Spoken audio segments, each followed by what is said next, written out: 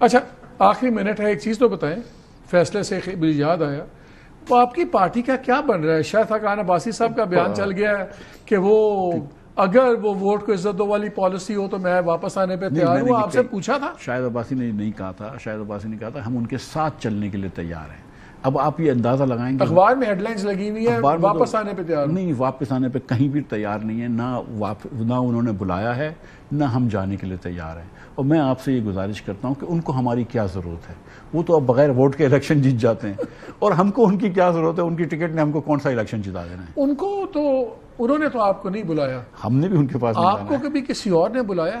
نہیں، ہم کسی سے، ہم دیکھیں میری بات سنیں، تو پھر تو آپ کا کوئی مستقبل نہیں ہے. اگر آپ کو نہ وہ بلا رہے ہیں نہ کوئی اور بلا رہا ہے، پھر تو آپ فارغ ہو گئے. میرے بھائی، پھر آپ کی پارٹی میں کون آئے گا اور کیوں آئے گا؟ میری بات سنو، یہ اگلے الیکشن پہ ہم بتا دیں گے کہ کون ہمارے پارٹی میں آتا ہے اور کیوں آئے گا. یہ اگلے الیکشن آئے گا نا انشاءاللہ، ہم کو دکھائیں گے. اچھا ابھی حکومتیں الیکشن سے بن رہی ہیں؟ ہم نے یہ نہیں کہا، میں نے I was very careful actually to say کہ ہم الیکشن میں ہم آپ کو بتا دیں گے کہ اگلے الیکشن میں ہم کو ووٹ کتنا مل سکتا ہے، بس that's it. اچھا وہ آپ کو پتا ہوگا پہلے ہی کہ کتنا ووٹ مل سکتا ہے؟ نہیں، ہم دعویٰ کر رہے ہیں، میں دعویٰ کر رہا ہوں. لیکن in all seriousness there is absolutely no way that Shahid Abbasi goes back to any other. اچھا وہ یہیں.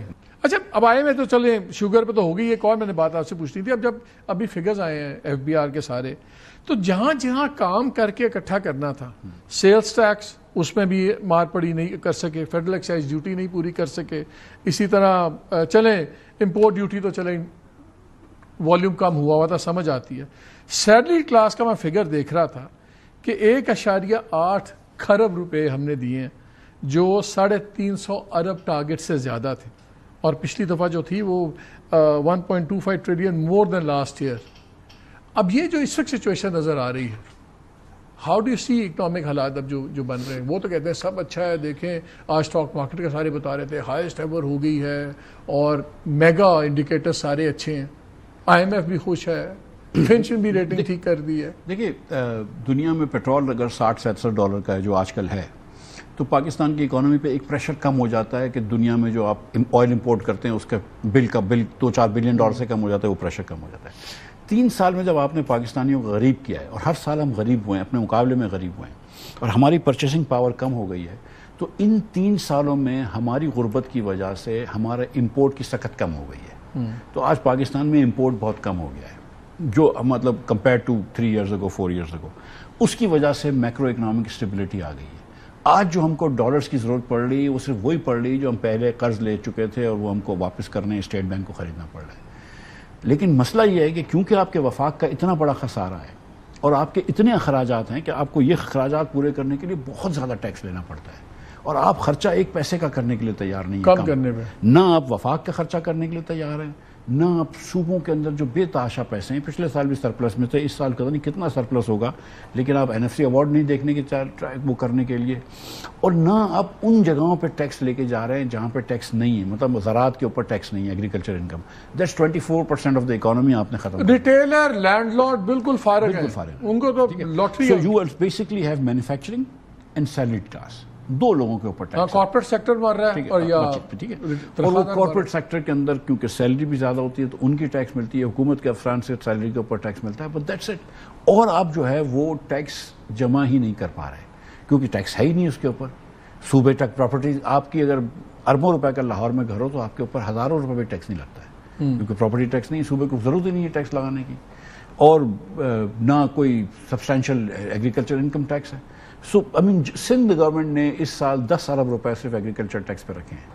سندھ گورنمنٹ جو ہے وہاں سے 400-500 ارب روپیہ سیلری کا ٹیکس آئے گا نا، ایگریکلچر کا ٹیکس 10 ارب روپے آئے گا، پنجاب سے 20-25 ارب روپے آ جائے گا ایگریکلچر ٹیکس. That's it. لیکن وہ اس لیے نا کہ جب پالیسی میکنگ میں آپ دیکھتے ہیں، جتنے اپنے MNAs MPs دیکھیں، ان میں سے میجورٹی 77 کے 78 ہم نے ایک بار کیلکولیٹ کیا تھا، وہ ذمہ دار ہیں.